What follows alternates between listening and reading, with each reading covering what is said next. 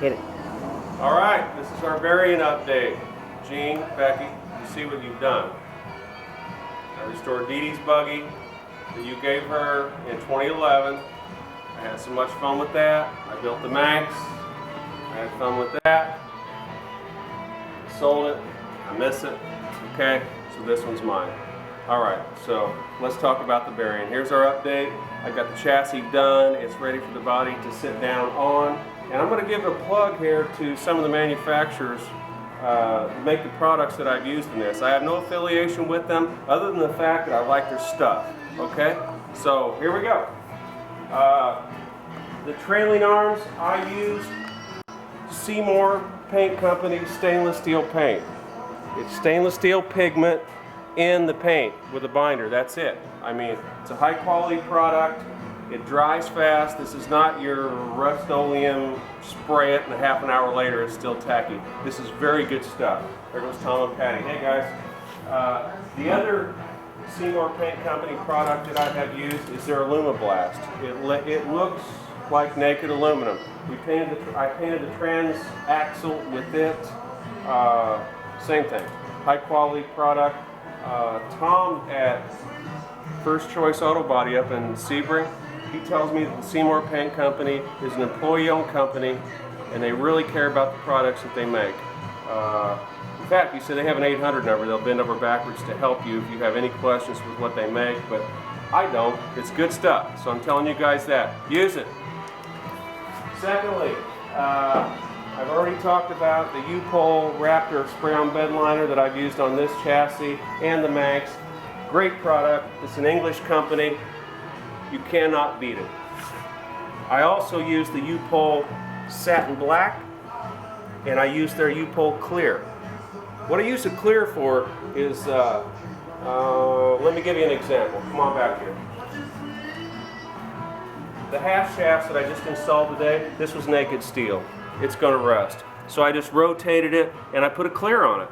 And same down here. After you clean and do everything that I can with these bolts, when you thread them in, you've got bare metal. So I just hit it, put a little shot of clear, that's sealed. It's always going to look good.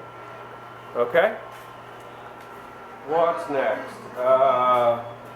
So much for the plugs from the supply companies that I like. Another thing that I want to mention, when you shorten this chassis, you've got these cables that the e-brake works off of. If you buy a shortening kit, this is what you get, okay? And you have to cut the cables off, you have to put this on in order to adjust it. Well, the fact is, when you cut the cable off short enough to allow adjustment so that you've got an e-brake, the cable's actually cut down almost inside the tunnel. So I did this on Dee Dee's car, and I did a little sort of the same thing on this. I just took a piece of aluminum off the shelf, drilled it, tapped it, put set screws in it, and boom, you know, we got a great e-brake. All right, what else? I'm thinking. Okay, let's walk around here. Okay, the brake pedals.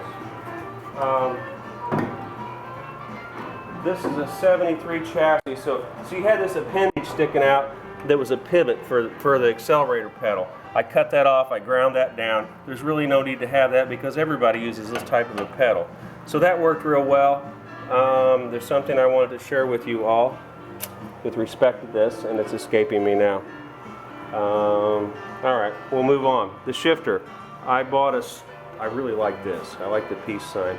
So I bought a stock Volkswagen replacement shifter. I bought the empty short shift replacement kit. This is supposed to reduce the shift throw 40%. And then I chopped 3 inches off of it and I tapped that. So we should have a really good short shift. We should have a really nice shift pattern. Let's see, what else can I tell you? Did I get everything done on this update I wanted to tell you about? He walks around, I'll try to think. I'm forgetting something. Oh yes, yeah, one other thing. When you put this pedal assembly on, if you're a VW person, you know how much trouble it is to get the cable onto the clutch arm and get it back into here. So what I did was you take the cable loose on the rear. You have your clutch assembly out. I take the hook and put it on. I mask it up with masking tape so that it stays into place. And then as you put your pedal assembly on, you simply take your cable and you pull it and you tighten it up. And then as you see here, I've got a little bit of a vice grip to hold it into place, boom. Because I fought the first one of these that I did for what seems like an hour. It was a pain in the ass. But anyway, I hope that helps. Mask it up with masking tape, put the hook and loop together, and then pull the cable as you install the cable assembly and tighten it up. You should be good. What else? What else? What else? What else?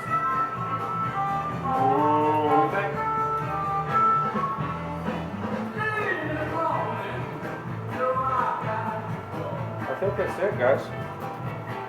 Real happy with it. Oh yeah. Another thing that I use the clear for, when you're using this IRS, as the VW guys like to say, when you tighten these bolts up, you have to crimp this in order to hold it.